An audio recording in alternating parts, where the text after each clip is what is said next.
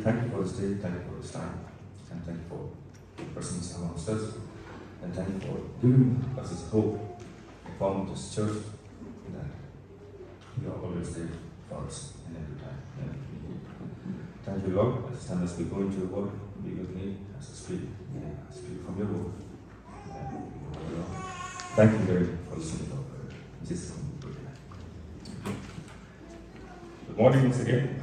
So we all know the story of the widow from the time of Elijah. What was the widow's name? Anyone knows?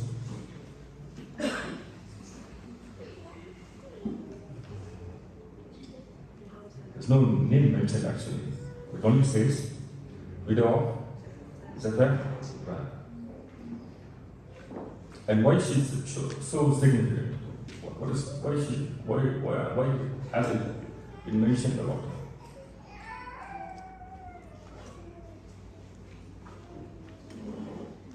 Because God chose her to protect her or give accommodation to Elijah. Alright. I know most of you are very good Bible students, so let me throw a question at you. When Elijah lived in the household of this widow, on which floor did he live? The ground floor or on the first floor? First floor. Well done. Thank you so much. Right. We'll come to that later. So today, we're going to study microscopically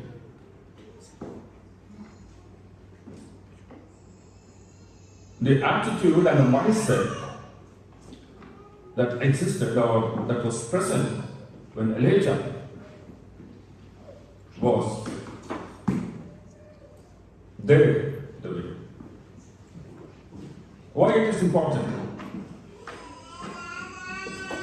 Because God, through this particular incident, He is again revealing His great love for us. Old Testament, as we all know, many incidences like this recorded. But when you carefully study, you'll understand the intention of God trying to prove His love again and again, not only to His people, but to us. Brother Francis, if you can show that map. Right, if you all have your Bibles, please turn with me to 1 Kings chapter 17, and then we'll go. So, that's one. Right, we'll go. So, the scene is set where Elijah had to run after declaring that there's going to be a famine, and the king was in hunt for him.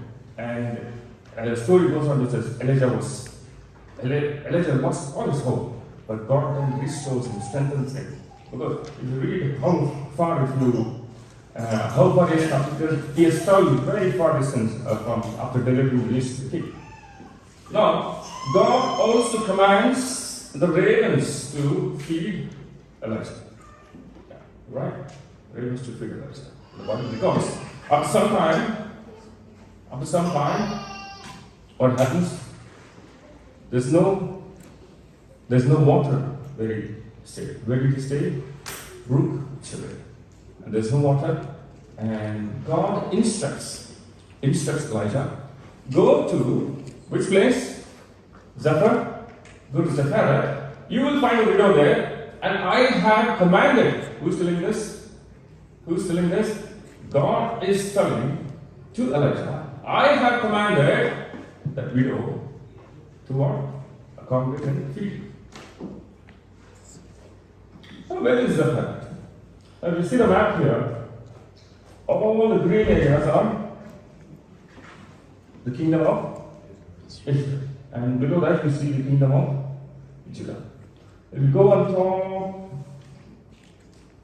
top corner to the right, to the left, you see Tyre, and above Tyre, you have Zechariah. Right. Yeah. Now that is where God instructs. Now where was Elijah? Who was down here at the down bottom, the torrent valley of Cherith. Now God instructs Elijah, from this place, go to that place. Now, it's very, very unusual. God could have made Elijah be within the boundaries of Israel, but he still insisted and wanted Elijah to go out of the boundary of Israel. And there is a great reason. And what God wanted to show today, we'll see. So as we read verse 9, he said, Arise, go to Zechariah, which belongs to Sidon, and dwell there. See, specifically instructing. I have commanded a widow there to provide for you. And verse 10, at the gate, when Elijah goes there, at the gate of the city, he finds his widow to be collecting sticks. To be collecting sticks. Sticks for what? Sticks for what? To cook the last meal what she is going to have. Right. So she literally has very few flour and oil which she was going to cook. So she came to collect some sticks. And then there she meets Elijah. And Elijah asks her, can you get me some water? Can you get me some water in a cup? Why? Elijah probably didn't have water for so many days. Right? And Zechariah was not under the famine because God cursed the what? God cursed the land of Israel. Right? So Zechariah was not affected. Probably. And there was still water there. And he asked water. And while she was still walking, the Bible clearly records every minute detail of what happened there.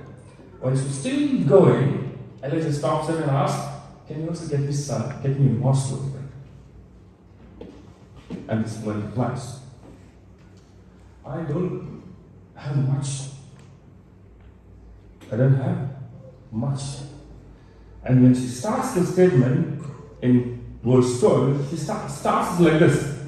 So she said, as the Lord your God lives. What is she telling? As the Lord your God lives. Let's read. I don't have bread, only a handful of flour in a bin and a little oil in a jar, and see I'm gathering a couple of sticks that I might go in and prepare it for myself and my son, that we may eat it and die. So literally, so it's going to be the last meal. Now, if we were in that situation, what would we have done? Somewhere, sir, we don't have anything. If you have anything, please help us. Or if you know somebody who can help us, please let us know. Did you all understand how she replied to Elijah? As your Lord lives. She being very sarcastic actually. A couple of places. So she's declaring, the first thing what she's declaring is, she confirms that famine is not because of the gods whom I follow. It's because the God whom we worship. And she is also making us clear that she knew that Elijah was a man who, the same God who sent her. Because God already has told her, I have commanded. So she knew somebody was going to come. But despite these two strong reasons of her believing in the God whom the Israelites worship, she still remains adamant, not accepting, being very sarcastic, and tries to blame the situation of her suffering, and this is because of your God. If you look at the widow's life, it said in the further text we see she had a small child. That means probably she was very young woman, and because she's a widow, she obviously lost her husband, and her life was terrible. Her life was terrible in the first place, and more that the family has added lots of trouble to her life. And God sends Elijah. God sends Elijah. And it's so, after that, what does Elijah do? What does Elijah do? What does he do? We all know the story. Verse 13, and Elijah said to her, do not fear, go and do as you have said, and make me a small cake from its husk, and bring it to me, and afterwards make for yourself and your son. For thus says the Lord, God of Israel, the bin of flour shall not be used up, nor shall the jar of oil run dry until the day God sends rain on the earth. So what does it do? She goes, she prepares a cake, and she receives a promise. She receives a promise that your bin will not be empty, nor your jar will not be dry. If somebody comes to us today, in today's situation, with all the crisis going on in this country, and say, you open the fridge every time your groceries will be full. You open your cupboards in your kitchen, all your masalas and your spices, everything will be refilled automatically. You don't have to worry. How happy we will be, especially rice. The trouble of us going 100 miles to get the rice what we like. Right? It brings, the thought of it, the very thought of it brings joy in our hearts. And it would make us believe, if that happened, it would make us believe that person, what he said was true. And we will try to find who is this person and why he was able to do that for me. Elijah stays for a long time, stays in the widow's house. And one day, her son falls ill and becomes very sick, and he dies. And he dies. And in verse 18 it says, so she said to Elijah, what have I to do with you, O man of God? Have you come to me to bring my sin to remembrance and to kill my son? But today, we're going to look into these two questions she asked. First question is, what have I to do with you? Come, very sarcastically, O man of God.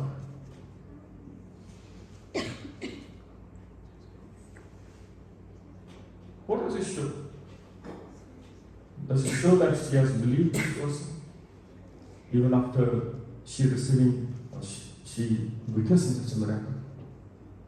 She hasn't. She still sees herself away from the belief or the doctrine what Elijah had. What have I to do with you? Have I got anything to do with you? I don't have anything to do with you.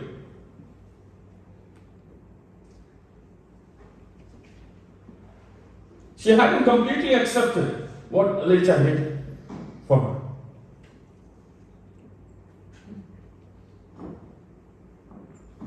And the second question she asked was, have you come to bring my sin to remembrance and kill my son? Two very questions that we ask ourselves. Let's ask ourselves, how many times have we asked this question to ourselves when we are in trouble? And naturally, the first thing something happens, what did I do, God? Why did you do this to me? I didn't want to be part of this. But still, why I had to be? Many times, our faith, our belief is shaken. But here is somebody who never believed and she was terrified. She was terrified.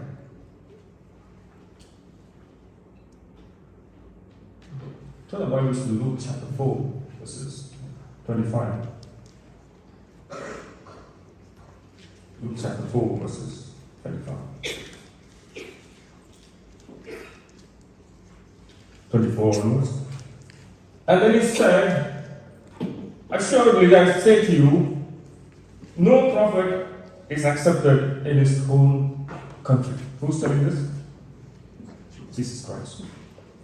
35. But I tell you truly, many widows were in Israel in the days of Elijah, when the heaven was shut up for 3 years and 6 months, and there was a great famine throughout all the lands. But to none of them was Elijah sent except to Zarephath, in the region of Sidon, to a woman who was a. Who is telling these words? Jesus is talking about this man in the New Testament. So we said Jesus is talking about this woman in the New Testament. Why God had to send Elijah to someone who was not from their own place, but from a different place, from a different belief, from a different doctrine?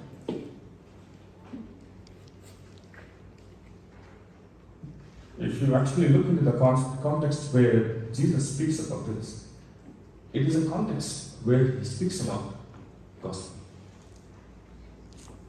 about going and spreading the word.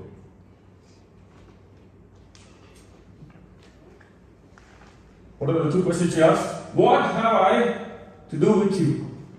When we go out in the community, and then we speak about religion. How do they respond? They respond, what have I to do with you? Do we not ask the same question? We ask the same question.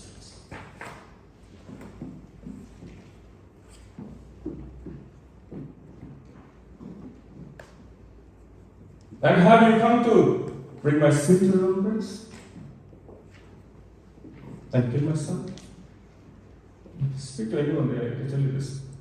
Try to communicate to anyone. Where is God? He's killing all people.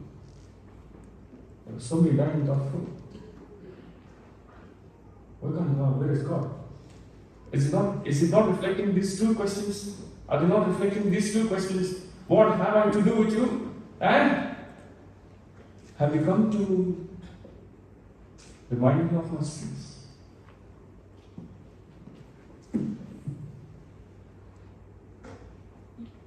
This incident reflects in every age. Today we might think for the next 30 years, 40 years, the next generation will have the same situation. The generation who will before us had the same situation.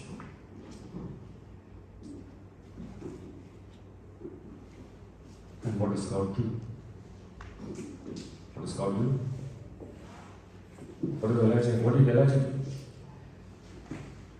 He took the son in his hands, went to the upper floor, and he pleads and prays and lays over him 3 times. And what does he do? Bring him back to life. Bring him back to life. And that is when she says, what does she say? Then the woman said to Elijah, now by this I know that you are a man of God, and that the word of the Lord in your mouth is the truth. Amen. Today, if we consider ourselves as Elijahs, where do we stand?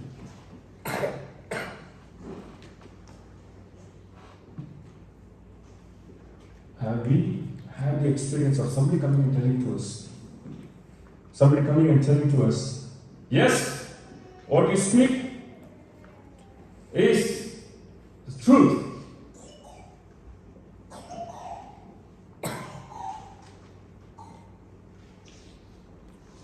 And you are somebody who is a child of God.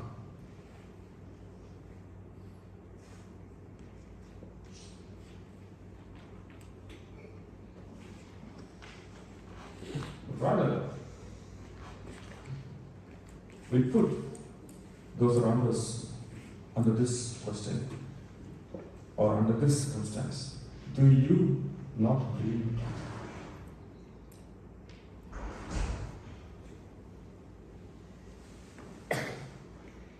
There's one verse which I want to read again.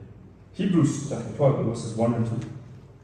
Let's go to the book of Hebrews, chapter 12, verses 1 and 2.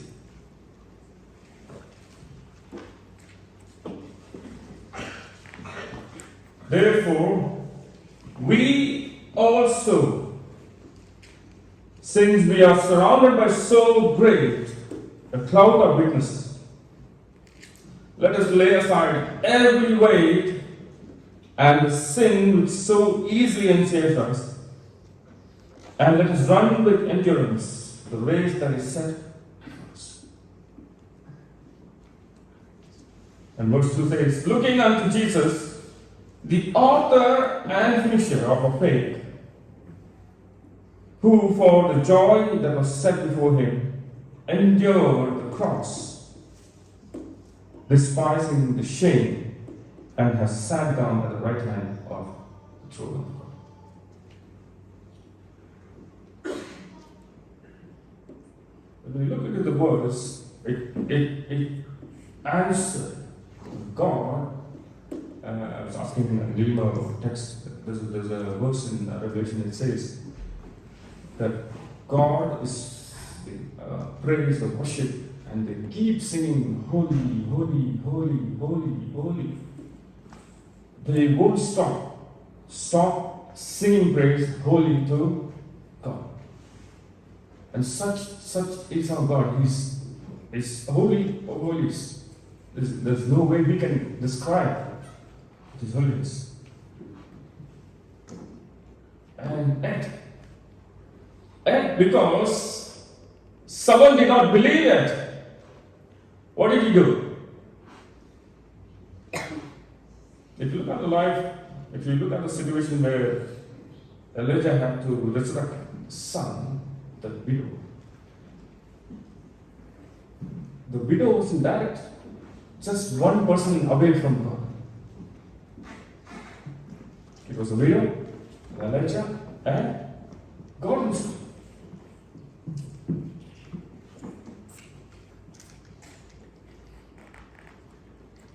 God could have simply said, "Come, you can go to some other place." And Jesus said, were there not any widows in Israel?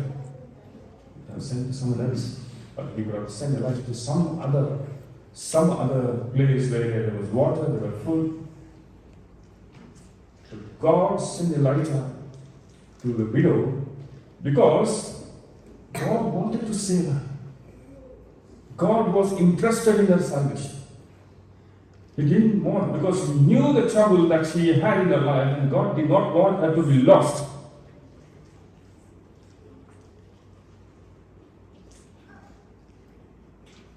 There's also another resurrection which is recorded in Luke chapter 7, right? The widow of Nain. And it says, Jesus felt bad.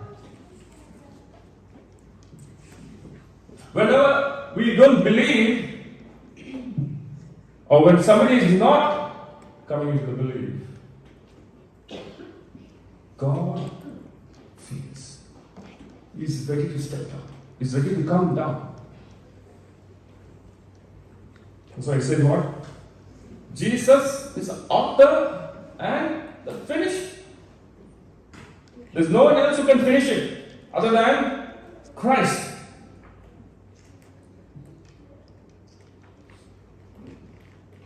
And today, each one of us, we are here as Elijahs. One step, just one step for somebody to reach God. And we can change that question. Do you not yet believe me? To yes, I am. Yes, I believe. And do you all think that God answered her? Yes, God answered. 100 times. And God knew there's nothing but resurrection. That is the only thing that can make someone believe that God is a true God.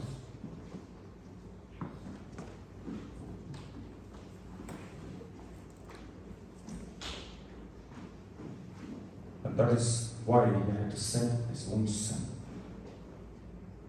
That is why he had to send his own son to die and praise. John 3:16, we all know this verse. What is this verse? For God so loved the world that he gave his only, because obviously he loved so much that he had to give his only begotten Son, so that whosoever believeth in him shall not perish. The only requirement is what? Believe. You shall not perish, but have what? Eternal life. That is God. So let's as we move forward in our lives, as we meet people, let's all remember we are here as Elijahs, the Elishas. We're just one step for somebody to reach God. And God is ever willing to come and reach that person.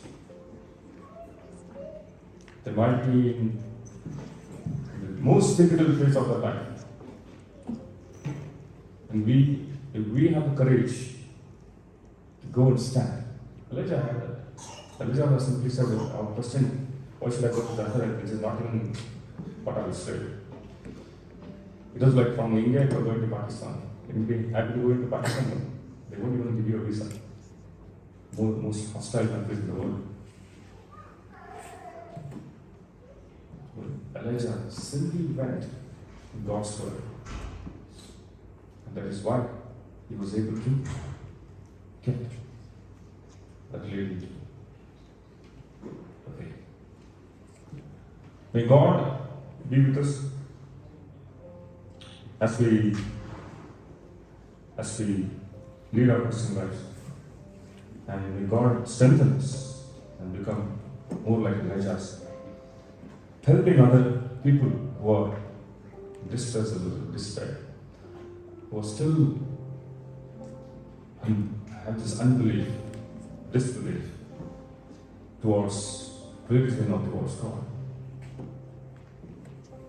And help them to understand that there is a purpose for our lives, and there is life beyond this world, what we can imagine.